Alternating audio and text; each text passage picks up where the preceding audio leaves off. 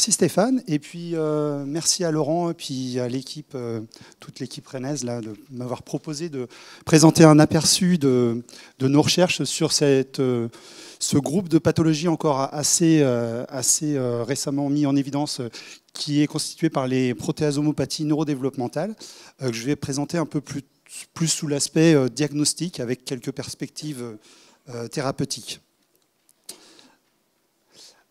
Donc, pourquoi on s'est intéressé déjà à ces protéasomopathies neurodéveloppementales, que je vais appeler ProTEND par facilité, pour éviter de bafouiller un petit peu. Donc, d'abord, c'est ce qu'on est en ligne, enfin en phase avec les consultations de génétique clinique qui sont essentielles, enfin, pour une grande partie, qui portent sur les troubles du neurodéveloppement. Et puis, on a aussi donc 8%, environ plus de 8% des troubles neurodéveloppementaux monogéniques qui impliquent des acteurs du système ubiquitine-protéasome. Ce qui n'est pas très étonnant quand on sait qu'il y a 1200 gènes à peu près qui contribuent à ce système, et la plupart étant exprimés dans le cerveau. Et ce qui nous intéressait sur le plan recherche, c'est qu'en fait, on a donc c'est encore une niche scientifique. C'est-à-dire, au-delà des études descriptives, il y a peu d'études qui vont s'intéresser à la mécanistique physiopathologique. Et dans ces gènes, on s'est intéressé plus particulièrement aux gènes du protéasome. Il y en a une soixantaine. Qui, pour nous, vont être impliqués dans les ProTEND. Et donc, je peux vous renvoyer une revue écrite récemment par Sylvestre Cuina et publiée l'année dernière dans Gene Disease, qui décrit ces pathologies. Donc le système ubiquitine-protéasome permet de faire l'équilibre avec la synthèse protéique par les ribosomes. Et donc la grande majorité des protéines mal formées, qui n'ont plus leur conformation fonctionnelle, et lors de besoins physiologiques spécifiques qui ont besoin d'être dégradés. Donc la majorité de ces protéines va être dégradée par le système ubiquitine-protéasome, vont être étiquetés, enfin marqués par des chaînes polyubiquitines et dégradés par le protéasome.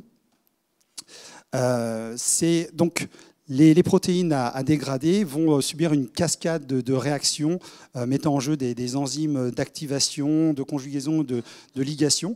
Et une fois ces chaînes fixées au substrat, en fait, donc ils vont être acheminés au protéasome, qui va les dégrader. Alors, ça se passe comment? Donc, le protéasome, c'est une... je vais parler plus spécifiquement, il y a plusieurs sous-types de protéasome. Le protéasome standard, le plus abondant, c'est le protéasome 26S. Donc, c'est un complexe multiprotéique, ATP dépendant. Il est constitué d'une particule 19S régulatrice qui comprend un couvercle et une base qui a les propriétés ATPasiques. Et donc d'une particule 20S catalytique avec des sous-unités qui ont des propriétés caspase-like, trypsine-like et chymotrypsine-like.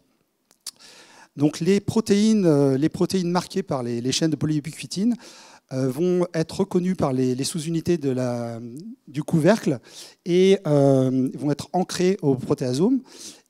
Et ce sont les protéines de la base qui, de façon ATP dépendante, vont déubiquitiner, déplier les protéines et les acheminer vers le cœur catalytique 20S, où les protéines vont être hydrolysées en peptides qui eux-mêmes vont ensuite être hydrolysés en acides aminés et remis en jeu dans le cycle de synthèse protéique. Alors, le protéasome intervient dans pratiquement toutes les fonctions cellulaires. Et que ce soit le cycle cellulaire, la division cellulaire ou encore la réponse immunitaire. Mais ce qui va nous intéresser plus particulièrement pour les ProTEND, c'est en fait son rôle dans l'activité neuronale, ce qui va intervenir à la fois dans le remodelage et la plasticité synaptique et dans la migration cellulaire, la libération de neurotransmetteurs. Ce qui fait qu'il va intervenir également dans les phénomènes de potentialisation, dépression à long terme et de mémorisation. L'origine de notre projet notre programme de recherche sur les ProTEND date de projet Hugo Dims, lancé par Stéphane il y a une dizaine d'années environ, et qui nous a permis d'identifier des variants dans des différents gènes à différents niveaux du système ubiquitine protéasome, que ce soit des ubiquitinases comme USP7 ou des protéines impliquées dans des complexes ubiquitinases comme CUL4B. Mais aussi, donc, un des premiers variants qu'on avait identifié, c'était dans le gène PSMD12, donc qui code une sous-unité du protéasome, ce qui nous a amené à nous focaliser sur ce complexe. Alors, je vais faire rapidement, j'ai reparlé rapidement de cette étude sur PSMD12, car elle est assez emblématique de toutes les études qu'on a faites par la suite et a posé les bases du diagnostic qu'on peut entrevoir aujourd'hui.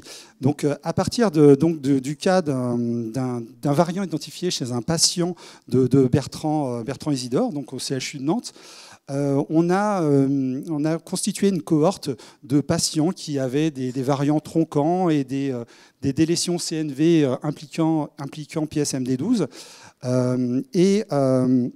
Nous avons récapitulé une partie du phénotype associés à la dystroncation enfin, de PSMD12 sur le modèle Zebrafish. Et ce qui va nous intéresser pour plutôt l'aspect plus diagnostique, c'est qu'on a pu, à partir de cellules de lymphocytes T sanguins de patients, montrer l'effet des variants sur l'activité protéasomale. Donc là, c'est grâce à Frédéric Epstein, donc, qui nous a rejoint récemment et qui était alors en Allemagne. Donc on a pu explorer un peu les effets des variants, en particulier chez le patient de Bertrand. Je ne sais pas pourquoi c'est reprendre. Ça apparaît pas, moi. Donc on a montré qu'on avait un défaut d'assemblage du protéasome et également des taux protéiques réduits de PSMD12 qui ne correspondaient pas à des taux de transcrits réduits, mais plutôt à une instabilité de la protéine PSMD12 ou à un turnover de dégradation un peu trop important par le protéasome. Nous avons montré par Western blot avec des anticorps dirigés contre l'ubiquitine qu'on avait une accumulation de protéines polyubiquitinées, ce qui s'explique. Non, c'est pas ça. Ah oui. Voilà. Quand le protéasome ne fonctionne pas, donc on a une accumulation en amont de protéines qui vont former des agrésomes. Et nous avons montré également qu'on avait une activité diminuée, une activité chymotrypsine-like diminuée du protéasome. Donc, à partir de ces observations sur PSMD12, nous avons cherché à voir s'il n'y avait pas d'autres pathologies qui pouvaient ressembler à ce qu'on appelle maintenant le syndrome STIS, dans Stankiewicz-Isidore. Et nous avons utilisé la même stratégie que pour PSMD12, c'est-à-dire nous sommes partis d'observations de variants dans des gènes du protéasome. Nous avons mis en place des cohortes et des études in vitro pour déterminer l'effet des variants et récapituler une partie des phénotypes dans des modèles animaux, Zebrafish, souris et puis drosophiles. Et nous avons ainsi montré effectivement qu'il y avait d'autres protéines liées essentiellement à des gènes codant des sous-unités de la particule 19S régulatrice, que ce soit PSMC3, PSMC5 et PSMD11. PSMD11, je vous renvoie à la présentation que fera demain Walid, qui présentera un petit peu l'histoire de la découverte de cette pathologie, qui a été publiée récemment dans l'American Journal of Human Genetics. Et puis nous avons aussi identifié une forme liée à des variants dans PSMB1, donc de la partie catalytique, une forme récessive. Pour les autres pathologies, ce sont plutôt des variants de novo qu'on observe dans la majorité des cas. Alors, tous les protéines présentent des caractéristiques assez semblables, que ce soit au niveau clinique ou biologique. En clinique, on a des troubles du neurodéveloppement qui sont associés à des anomalies crânio-faciales, un retard du langage et des malformations qui concernent plus particulièrement le cœur et le système squelettique. Et on a également un retard moteur assez fréquent. Mais c'est plutôt la spécificité plutôt apportée par les analyses biologiques qui vont marquer une dysfonction protéasomale avec en particulier donc, une diminution d'activité protéolytique qui va induire la formation d'agrésomes et une augmentation de la mitophagie qui va elle-même induire de l'inflammation. Alors, on a ces caractéristiques, on les retrouve dans d'autres pathologies qui sont associées à des différents gènes du protéasome qu'on a identifiés, qui sont en cours d'investigation. La plupart des gènes concernés codent des sous-unités de la particule 19S. Et on a quand même quelques cas de protéines qui sont liés à des gènes de la particule 20S, mais donc ils sont plus rares et les séries sont plus réduites que pour les gènes de la particule 19S.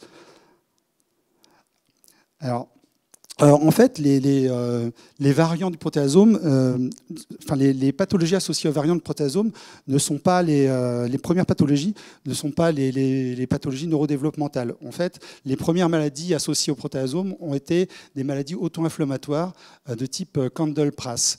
Et on peut faire la distinction en fait entre les variants de la particule 19S qui vont induire plutôt qui vont être des maladies autosomiques dominantes et les variants des sous-unités 20S qui vont être plutôt associés à des maladies récessives digéniques ou digéniques. Et en fait, on peut expliquer le phénotype auto-inflammatoire associé au variant 20S car il touche essentiellement 3 sous-unités qui sont spécifiques du sous-type immunoprotéasome qui est spécifique des cellules immunitaires, donc PSMB9, 10 et 8, dont les variants vont induire ce phénotype, tandis que dans le protéasome standard, les sous-unités qui les remplacent, lorsqu'elles sont mutées, vont induire plutôt un phénotype neurodéveloppemental. Donc, ce qui est intéressant, c'est au niveau clinique, enfin au niveau biologique, c'est on a une réponse interféron qui est associée de type 1, qui est associée à ces variants de Kendall-Prass, qui peut s'objectiver par le test de jeu de gènes dont l'expression est augmentée en réponse à l'interféron. Et on va retrouver également cette réponse interféron dans les protéines. La différence, c'est qu'au niveau clinique, on va avoir une auto-inflammation dans les Kendall-Prass, tandis qu'on ne va pas avoir de signe d'inflammation dans les protéines. Alors, à partir de ces critères, de ces caractéristiques biologiques, on a pu poser les bases d'une application diagnostique. Alors, c'est encore préliminaire, mais voilà. Donc, on a des signatures moléculaires qui se retrouvent dans les lymphocytes T de patients, qui sont la diminution de la fonction protéasomale, une augmentation des agrégats protéiques, une augmentation de l'auto-inflammation et une augmentation de la mitophagie. Donc, la diminution de la fonction protéasomale peut se détecter par l'utilisation d'une sonde basée sur l'activité chymotrypsine. L'augmentation des agrésomes, formation d'agrésomes, peut se déterminer par l'utilisation d'un colorant spécifique, le protéostase, qui va se fixer aux agrégats. L'augmentation de l'auto-inflammation, donc je l'ai dit un petit peu tout à l'heure, c'est donc par des RT-qPCR qui concernent un jeu de gènes répondant à l'interféron. On va pouvoir montrer cette réponse interféron. Et l'augmentation de la mitophagie, on va pouvoir la montrer à l'aide d'un colorant spécifique, la MT-phagie, qui va s'incorporer aux mitochondries et va émettre des fluorescences lorsque les mitochondries vont être dégradées. Alors, ces tests diagnostiques, on ne peut pas encore vraiment les appliquer en routine dans les laboratoires moléculaires, car ces tests sont un peu trop chronophages et puis un peu trop coûteux. Nous sommes en train d'étudier la manière de pouvoir les automatiser et puis de les faire en plus haut débit. Pour l'instant, c'est vraiment du bas débit, avec des cultures qui demandent plusieurs semaines. Donc nous travaillons toujours, grâce à des projets financés au niveau national, européen et puis privé, nous travaillons au décryptage physiopathologique des protéines, grâce notamment à une biocollection que nous avons mise en place grâce au CRB du CHU de Nantes. Et donc nous espérons pouvoir mettre en évidence d'autres biomarqueurs plus robustes et facilement, qui puissent être facilement testés en laboratoire. Nous avons quand même quelques pistes thérapeutiques aussi qui se détachent un peu, notamment concernant la réponse interféron. On peut mitiger la réponse interféron en agissant sur les effecteurs de la voie, notamment la protéine kinase R, qui est un signal de danger de la réponse à l'interféron, mais aussi sur Sting et puis GCN2. Toutefois, on peut se poser la question de l'intérêt médical de ce traitement sur la réponse interféron. Notamment, on ne sait pas exactement quelle est la contribution de la réponse interféron au mécanisme physiopathologique. Est-ce qu'on est en train de chercher si cette réponse interféron se retrouve dans les neurones? Donc, est-ce que cette réponse serait plus spécifique simplement des lymphocytes T et un biomarqueur secondaire, mais qui n'a pas d'influence sur le mécanisme? Donc, est-ce que ce serait une action tissu spécifique? Nous sommes en train d'étudier cette partie. Donc, de manière plus générale, pour les pistes thérapeutiques, nous reposons sur une étude que nous avions mis en place portant sur des cérébroïdes porteurs de mutations dans des gènes du protéasome, et avec des analyses multi-omiques, nous allons essayer de mettre en évidence. C'est un projet qui est entamé, mais qui est à la phase de bientôt.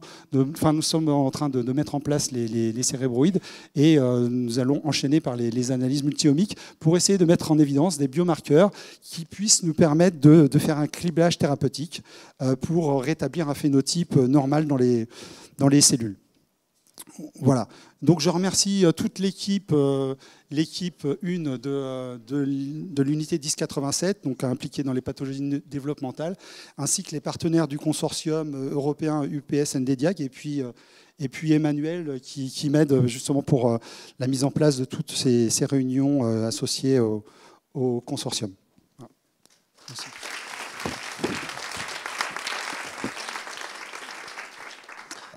Bon, merci beaucoup. J'aurais pas de questions. Je vais laisser la salle. Oui, moi j'avais une question, très belle présentation. J'ai une question sur les perspectives thérapeutiques et finalement, est-ce que vous commencez à avoir une idée du rôle de ce dysfonctionnement du protéasome, de la contribution au côté neurodéveloppemental, sur la prolifération des progéniteurs par exemple, que vous pourrez voir avec le modèle organoïde, et en même temps sur le côté plus plasticité synaptique, fonctionnement des neurones, qui pourrait lui être une cible peut-être plus envisageable pour une approche thérapeutique? Alors, pour l'instant, là, on a une étude sur PSMC5 là, avec un papier qui est en cours de révision, qu'on a fait des premières études à partir des IPS. Et il semble qu'on ait un problème déjà de différenciation quand on veut différencier les cellules en progéniteurs neuronaux. Et même en cellules de la crête neurale, je ne vais pas parler de ça parce que c'est une autre hypothèse qu'on a aussi pour expliquer un peu le phénotype. Et donc déjà à cette échelle, on a un problème. Alors les analyses omiques sont en cours, donc je n'ai pas encore les résultats. Mais aussi on a a priori à partir des. Alors ça c'est pour l'instant c'est les lymphocytes T. On a montré qu'on a qui contrebalance le problème de dégradation, on aurait un problème de synthèse protéique, donc une diminution de la synthèse protéique, avec une diminution des protéines ribosomales. Donc, mais on commence à avoir les données pour pouvoir essayer de décrypter, mais on est vraiment dans le début, là, enfin, on va bientôt avoir les données, ça va être intéressant, mais là, je n'ai pas encore les réponses tout à fait. Merci. Attends, oui. Une dernière question. Merci beaucoup pour la présentation. J'ai juste une petite question parce que je n'ai pas compris le lien avec la réponse à l'interféron. C'est parce que le protéasome ne fonctionne plus qu'il est reconnu, en fait, c'est reconnu comme quelque chose d'étranger et que ça génère l'auto-immunité, ou c'est quoi le lien avec juste cette réponse de type interféron? Le lien, après, En fait, c'est une cascade de réactions. On a aussi une activation de l'UPR unfolded protein response qui va engendrer une activation de certains gènes qui va induire la réponse interféron. Donc c'est un peu plus compliqué à expliquer, je l'ai vraiment simplifié, mais oui, c'est le problème de dégradation protéique qui va engendrer la présence de protéines qui devraient être dégradées normalement, qui va induire cette réponse. Donc c'est une cascade en fait de réactions. Mais on ne sait pas si c'est vraiment secondaire, si c'est juste un biomarqueur comme ça spécifique, mais pas, qui n'a pas de rôle physiopathologique, c'est tout.